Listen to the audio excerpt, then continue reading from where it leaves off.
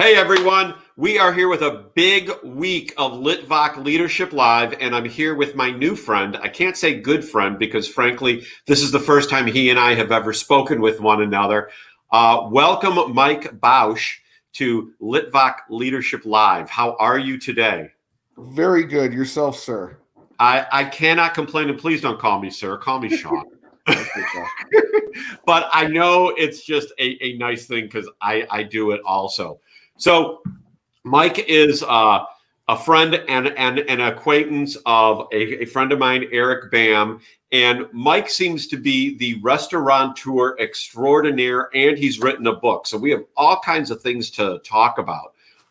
But first, I got to ask you, how do you see the pizza industry moving forward with COVID and the new strains and all that, just as a general question?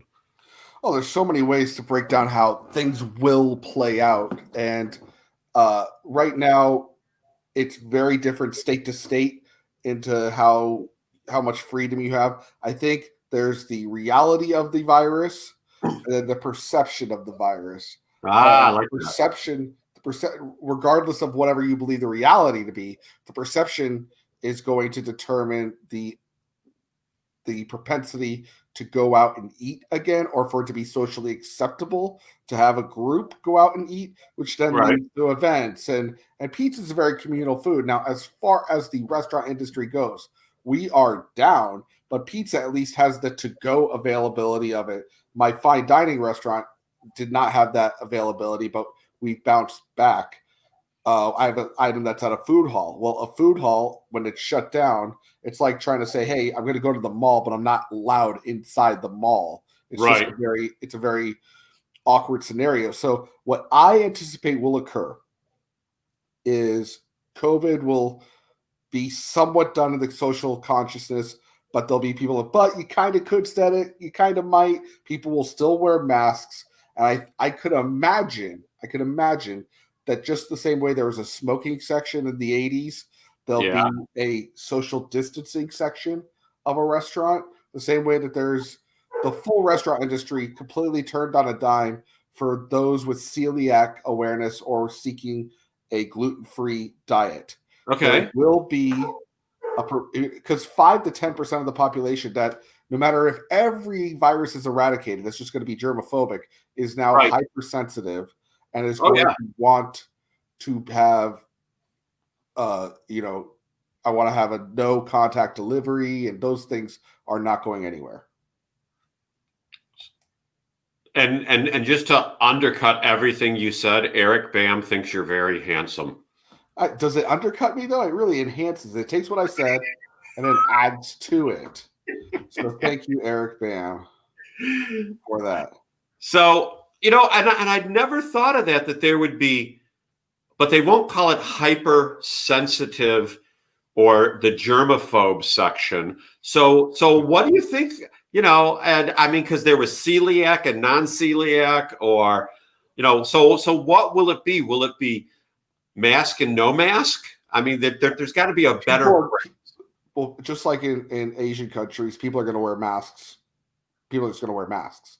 And, in fairness to Asian countries, there's people in Japan, it's just an act of kindness and awareness that if I feel a little under the weather, I'm still going to go about my day, but I'm going to wear a mask today. That's their social norm. Meanwhile, if you had done that a year ago, it would be like, who's this guy think he is? Or, oh, that person must. Remember when Michael Jackson did it? We were like, oh, he's crazy, and add that to the crazy, walking around in the mask like a psychopath. Or when the Olympians landed in China in 2008 in Beijing wearing a mask, and they're like, they were told to wear a mask, and they're like, is it a political statement? That's all gone. So now masks are going to be around, but I think it might just, oh, would you like to sit on our socially distanced patio this evening? Something like that's going to, certainly in LA and San Francisco. In New York, they have a whole different. It's a whole. Well, Pauly G keeps posting on Facebook, calling out the governor and the mayor, going, "Hey, I'm in New Jersey where I can eat in a restaurant again. What's wrong with you people?" Yeah, and I grew up in Jersey, and I can tell you, it's I mean, you're talking a distance of from where I lived in New Jersey to where Paulie G's is. And if you were to do a straight line, it's 10 miles Yeah. away. Oh, he keeps posting about all these restaurants in New Jersey, and you can feel the pain in his post every single one that I Right. read. It's And I get it. it's regardless of your political delineation or your take on the virus, it's very unfortunate when the government decides winners and losers. Yes. When you could win because you're in Jersey, but you lose because you're in New York. We had that in Tulsa, and where in Tulsa proper, it was certain ordinances, and then in the suburbs there weren't. So Right. if everything's a level playing field, at least you have that. When you have a level playing field, if it's at least fair. I mean, my heart went out to the people in LA who are not even allowed to have a patio for dining. They're not even allowed outdoor patio dining. Meanwhile, outdoor craft services for a film are still allowed. Yeah. And in the same parking lot, mind you. Yeah. Saw that. Okay. So enough about politics and our frustrations with the world.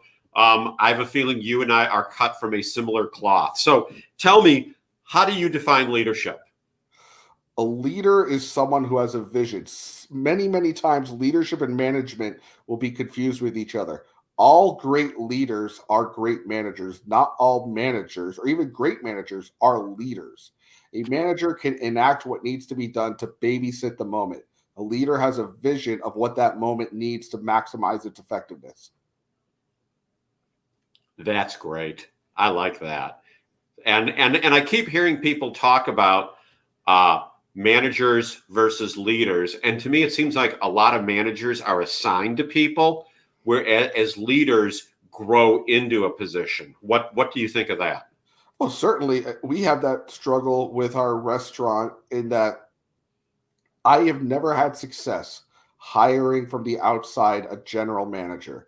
It's like trying to say, "Hey, you're the captain of the football team on your first day of freshman year."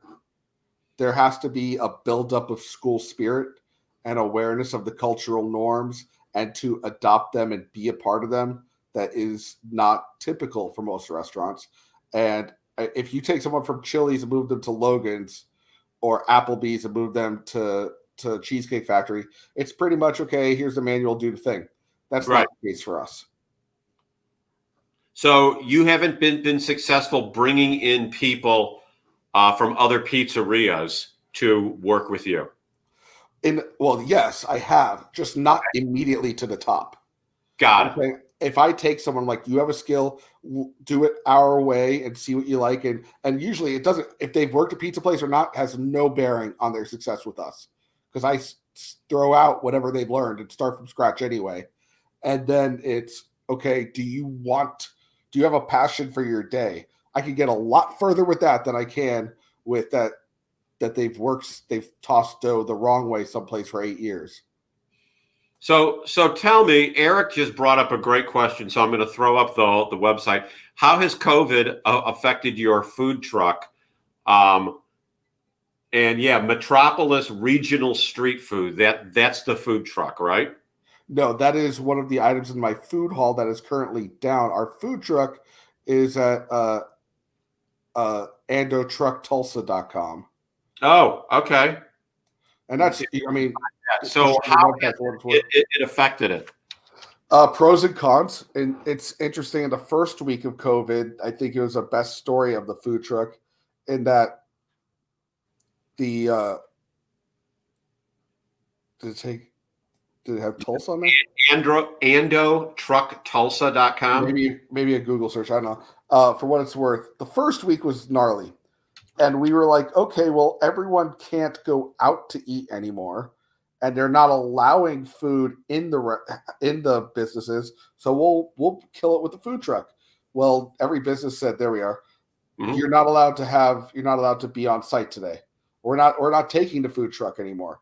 And then we said, well, what can we do? And we just started going on Nextdoor and Facebook groups of individual neighborhoods and saying, we're going to come and do a pop-up in this part of town and this part of town, and which was crazy to me because they could have just door dashed our pizza, but people wanted to walk out of their house, walk down the street, Yeah. socially distance, all that, and have a slice of pizza and feel a little normal. And we were able to be up in those months.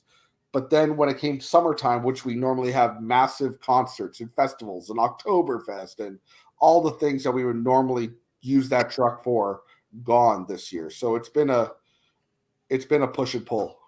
Yeah, I mean, our subdivision has had various food trucks come in, but it's not like it happens every single day or every single week. So I feel for the food truck people. So tell us about Metropolis and the street food. I mean, how did you come up with having great stuff like Italian beef, Chicago Italian beef and sausage? This makes me want to go to Tulsa just to see if you got it right.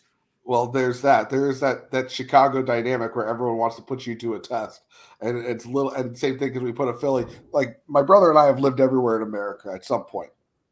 He is vice president for Alamo Rent-A-Car. We come from a Marine Corps family. We've seen it all, and all of those items are founded in Italian heritage. They were all in the Italian neighborhood at some point, and we thought it would be really cool to take what we know of all these areas and make one macro thing. And now, again, this is in a food hall, so it's kind of just like a beta version of this to see. And it's been open for about a year and a half to see how it resonates. And it's right there with a mini version of our pizza place by the slice. And it does very well when the food hall is open because of that exact reason. A lot of people that have lived in other parts of America want to have a proper Vienna beef Chicago dog with the right stuff on it. It's super easy because I don't have to make any of that. I have to make dough. I don't have to make that dog or make that bun. It's just buying the right stuff, not screwing it up. So why are you calling it a Frankfurter? Growing up in Chicago, no one said, hey, let's get a Frankfurter. We're like, let's go for dogs. Well, we did it in the sense that we wanted in New York, classically, it would be called that. And then just for streamlining the awareness of the name and the font across everything. Okay, I can see that. So what do you think is the role of faith in leadership? The concept of servant leadership isn't new. I think in the Marine Corps, it's practiced a lot, and people don't realize that leadership, you lead from the front, but you have to tend to all your people. Even Sun Tzu, where he said, regard your soldiers as your children. And there is a lot, and to be faithful, again, going back to the Marine Corps, whose motto is Semper Fidelis, always faithful. I think faith relates to being a great leader in a lot of ways, and that you have to believe there's something else out there worthy of being achieved if you plug yourself and dedicate yourself to your vision. Like that. Eric wants to know, is there another round of Triple P coming for restaurants? And I'll tag on to that. Did Triple P really help? Oh, yeah. Okay. I mean, for all the restaurants that got it, the amount of restaurants in America that would be closed without it right now, all right. We would be scrambling or closed right now. So you have to give it up to the one time bipartisanship occurred in the last 20 years, and it got the job done in a quick way. And then they petered around for the last 9 months playing tag football with it. And the next round is necessary for a lot of businesses across America. And I do believe it will occur. It occurs if you could prove you're 25% down over the course of a quarter. A lot of businesses are going to get it. It's a good thing. It's going to save a lot of businesses. It's not going to save them all. So why don't you tell us about World Pizza Champions? Because this just looks so cool to me. Whoops, wrong way. There we go. Now it's both of us.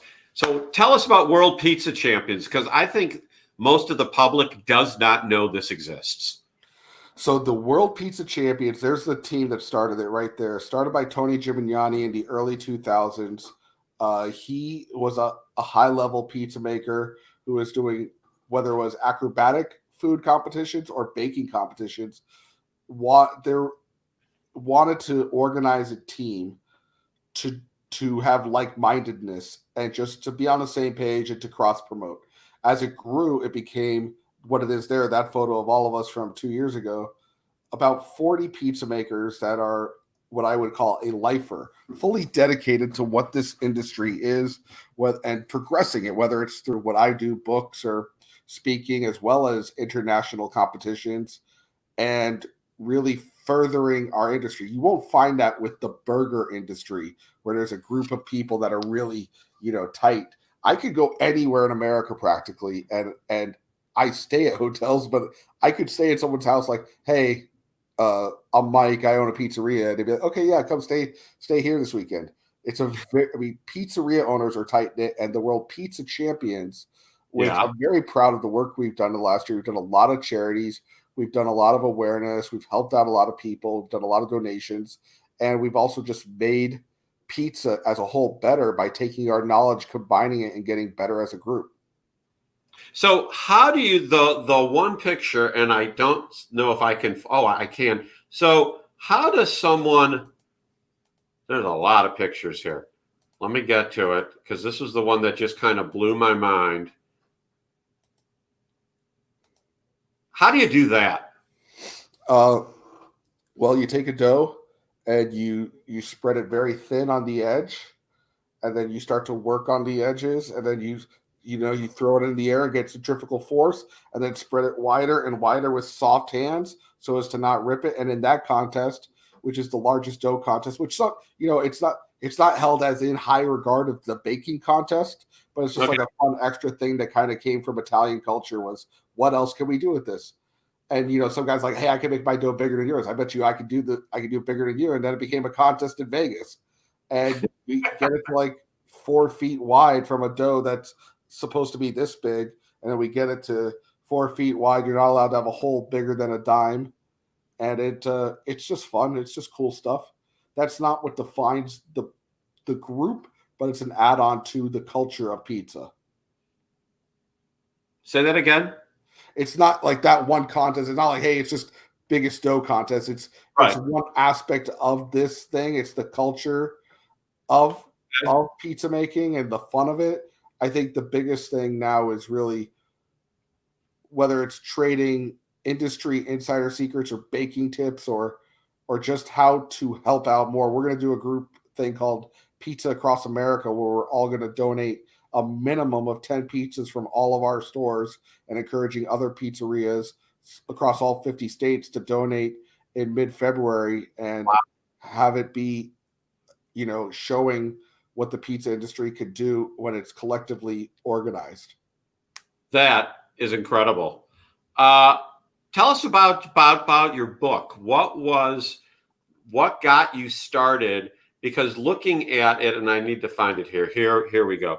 It looks as though that with your book, at least the little bit of it I saw inside the look inside portion, it looked kind of like a journal. Is that what it is, or is there more to it? The introduction is the only thing that's journalistic. Okay. Because I was documenting the first week of COVID and saying how the systems that you'll learn in this book immediately helped that first week, which should have been a complete bloodbath catastrophe, turn around and 180 itself by the time it was done. And in the book, I give a blueprint on how to really delve into your pizzeria business, restaurant business, or just business in general, to evaluate what's working, take on what's not, and to invest in staff in a way that will make them want to work for you, to value the customer in a way that makes them want to purchase from you, to deal with all the things that come up from marketing to vendor relationships. And this book is very much not the story of me. I put in my personality on the forefront throughout it, but it's a fun, entertaining read. And I also, for those who don't like reading, I recorded an audiobook that I narrated, and it just came out last week. And if you're looking to just, it's not dough recipes. It's okay. Why why is a customer going to come to your restaurant? And a lot of restaurants are like, well, I'll never be like the big boys. And I emphatically say, don't be like them. They're cookie cutter. Your advantage is that you're not. Double down on you. Double down on what makes you unique and special. And inherently, because of junior high, everyone thinks that they need to fit in as much as possible. It's the worst possible thing you could do, especially with a restaurant. Yeah, it amazes me how many people want to be clones of each other. What do you think about individuality, and how do you apply it to leadership? Well, again, the beauty of vision is it's your vision and being a leader. Now, individuality in the sense of what you're selling, and to your point about clones, people get money and they're going to invest and they're like, I can't screw this up. This is my life's work. I need to play it safe. I need to be like that guy successful, be like that guy, right? Because he figured it out. I'll be like that guy. And okay, so he put on photos on the wall of Italy and he's playing Sinatra. Okay, I'll do that and I'll be okay. And if that's not what you're into, if that's not who you are, you're selling inauthenticity and no one wants to buy that. So it's doubling down on you and saying, what do I dig? What do I think the customer will dig? Okay, I'm going to try that. And then do it, communicate it, evaluate it without ego, and then do it again when the one part landed, 6 parts didn't, reevaluate the 5 or the 6 that didn't, and keep going and keep going and keep going. And I explained in depth how to detail what worked, what didn't, and how to reinvest in it and fix what didn't work, and to just keep going in that cycle till you could move on, evaluate it, pass it on to someone else, evaluate that they know what they're doing, and then move on to the next thing in your business. So what is something that you have tried and tried again, and hasn't worked out the way you wanted it to, but you're still committed to it, that you think, there is a way to make this work? Nothing is done. So training would be a good example of it. When you're a single unit store, I could train most people. And then you put down a few tests and some Word documents, and okay, they know what they're doing, or they learned enough from watching me. Then you go to 2 stores and you show a few people how to do what to do. And I learned over time that there'll be 3 types of training. There's 3 ways people get trained: from the book, from one-to-one experiences of like watching someone do it and then they do it themselves, and then just being on site and doing it over time, right or wrong. They're just there, and eventually they're doing it, and they might do it the wrong way for a long time too, which is problematic. So I learned that there's these 3 ways to train something, and how do I get it to be done the right way every time, where someone who's directly responsible for the training is incentivized to make sure that the trainee gets done the fastest, smartest way. And it's something that I'm always tinkering with, whether it's, hey, we'll have everyone trained in a central location, or we'll train them with videos on a centralized system, or we'll have one directly responsible person at each store to verify the training, but then we'll have them double verify the training with me once a month. There's these little tweaks that you do as you grow, where you still want to touch it, but you want to allow for growth in and of itself. And it's something that it's never done, and I'm always working on it. And it was maybe the word. I mean, it was really not great in the past. It's arguably the best independent pizzeria operation training in America at this point, and I'm still not satisfied with it. So when are you going to franchise your training, or make that an income stream?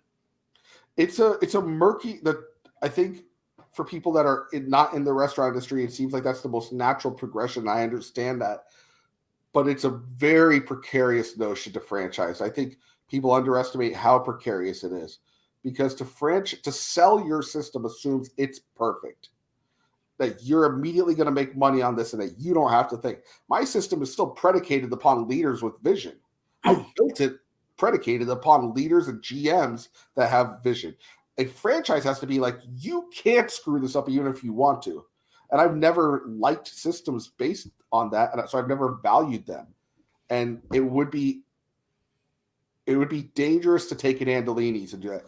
A Metropolis could probably be duplicated, because it's the Vienna beef selling it. It's right. Not, here's the exact dough, here's what you do when the humidity. That's why you don't see a lot of franchises of pizza restaurants that are making dough the right because it's different all year long. It's a lot of science to it. So they just freeze the dough and send it out.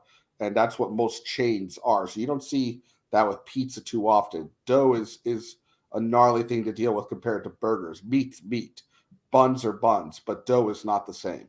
So I've joined some pizza groups on Facebook because I'm wanting to learn the art of pizza making myself, and by no means do I have any vision of opening a pizzeria. I just know that I've been dissatisfied with the pizza in my geography, so I'm like, screw it. I'm going to learn how to make pizza that I like, and I keep seeing where everyone's talking about moisture, and I was like, moisture. Talk about moisture and pizza. There's a few different aspects to, and it's a great question, and it's a very high level question because a lot of people assume, oh, it's the water, the magic water from New York makes pizza good. That's not the case. What happened was New Yorkers, when they moved down to Florida, started having hard water. It wasn't that New York water was so amazing, it was that Florida water was so bad, and they could have just bought a filter and been done. Now, when it comes to humidity, flour has naturally occurring humidity inside of it. So a flour with a certain humidity percentage versus another one will be used for different types of recipes. And then you have the hydration of the recipe. So let's say I have 100 pounds of flour in this recipe. Well, if then I have 62 pounds of water, that would be a 62% hydration dough. Oh, okay. Okay. That makes sense. So you're matching up in a baker's percentage what the hydration is, and the more hydration, theoretically, the more airy it'll be, the harder it is to work with. A pan pizza with a lot of airiness, a lot of nooks and crannies, would be a very airy dough. Meanwhile, a very tense and tight, kneaded ball that you could like put up and it's hard to stretch would have less hydration to it. Sure. And since I know the stupid fact that a gallon of water weighs 8 pounds, I'm on my way to doing math to make good pizza dough, hopefully. So let me ask you, when you keep talking about somewhat your passion and the vision. So how do you think strategy should be communicated to your team? Oh, so many different ways. Depends on the member. Depends on the communication is key, and effective communication and verification of communication is extremely important. So my communication tree works as such. Whether it's group texts, now I know some people, I know that's becoming like a negative thing, a group text, and people are moving to Slack channels. I still like a good old iMessage group text, and it could be for a top level quick thing on a text. If it's a macro thing done in the meeting and then passed down to the managers who then pass it down to their direct fire team, much again akin to the Marine Corps, where you have a battalion, a platoon, a fire team. And Yep. then when it comes to communication verification, like, okay, everyone, we're going to jump up twice, jump down the stairs, okay, good. Everyone's going to nod and say, yes. It's, what did I say? Okay, great. Are you prepared for that task? Describe to me what you're going to do. Describe to me what you're going to do. Okay, and what day is it going to be due on? I'm going to do it by Tuesday. Great. Do you confirm what day I'm going to do it by Wednesday? Everyone confirms their day. I let them choose the day. Now I document that. Now I just have to re-verify. How are you a day before? How are you out on your task? And I'm just re-verifying. I'm just checking in. I'm going to get so much further on my goal than if I just blindly mind dump everything that's on my brain and not verify. And so that's communication and inspection rather than expectation. I'm inspecting the work as it's getting done rather than just expecting it all to magically occur. And that's how I believe strong communication can occur. Throughout all of COVID, I have so many communication channels, whether it's one-to-one personal conversations, meetings, text messages. I have a scheduler program where I can do an announcement blast that'll go to every single member of my company via either the text or an email or whatever they've chosen on it. So All right. I said, hey, if you want to get the vaccine, here's the website. Boom, here it is right there. And they all got it like that. I could say, hey, here's back in March of last year. Here's exactly how this furlough thing's going to go down. Go here, fill out this, blah, blah, blah. If you're going to, so I can communicate quite easily there. I could make a video of something, which again, in the first week, the journal part of the book was like, instead of having a 6-week opportunity to build a marketing plan, I was filming, hey, this is how you're going to make this pizza kit that we're going to be selling tonight. Here's how you do it. Here's how you do it that. I'm sending it out. Boom. All my managers know. They're getting it right. And I'm just moving, getting to where I want to be at a very quick speed with the use of technology. So it seems like many of the incredible leaders that I've been blessed to interact with have something in common, that people, A, think they're brilliant, and B, people don't always understand where they're going. Have you had that experience? Yeah, I think people know at this point to kind of believe us. I think certainly in our first few years, they're like, "What's this thing?" Or they're not going to last a few years. Or come on, they're between me and my brother, we both have a lot of ideas, and then I think they know that once we have it out with each other, that if we have it, that we've had it out with each other over it, that it's going to be pretty fully baked at that point. Okay. Because we're going to be our own harshest critics, and so people, I think, inherently trust that. And that's another beauty of us having what we have here in Tulsa is I could open up anything at this point, and the Tulsa world's going to run a story on it, and I'm already going to be ahead of the game, which if I opened up in Sheboygan, I would not have that benefit.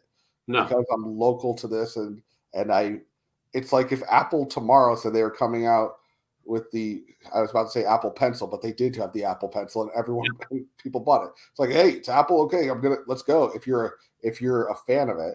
Now, I say that out of every pizza purchase in Tulsa, I probably represent 3 to 5% of it. But my 3 to 5% is a dedicated 3 to 5%. But I would think of every pizza purchased in Tulsa, if you having 3 to 5% should definitely make you, if not the industry leader in Tulsa, you're within that very small group. Because at least in the industry I'm in, anyone who owns 3 to 5% of the industry, since it's so fractured, that's huge. That's why I don't want to go to another market, or at least I know if I started another market, I'd be fighting for 1% for at least 3 to 5 years. I like how you said that once you and your brother communicate what you've discussed, everyone knows it's fully baked. So was that pizza humor that I caught on to? It wasn't, but I could do pizza puns all day. When we ferment our conversations, add a little yeast to it.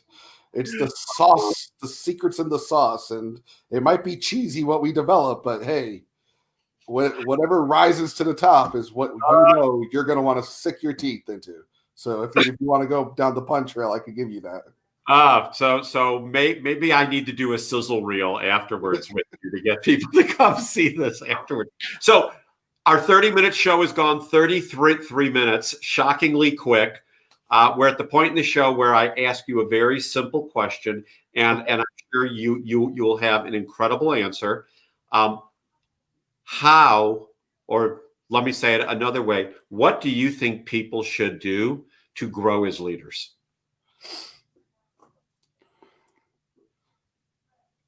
Kill your ego. It's the first thing.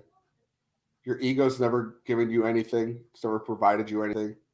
It's only made you more complacent in your today, which has been the direct enemy of your tomorrow. That's great.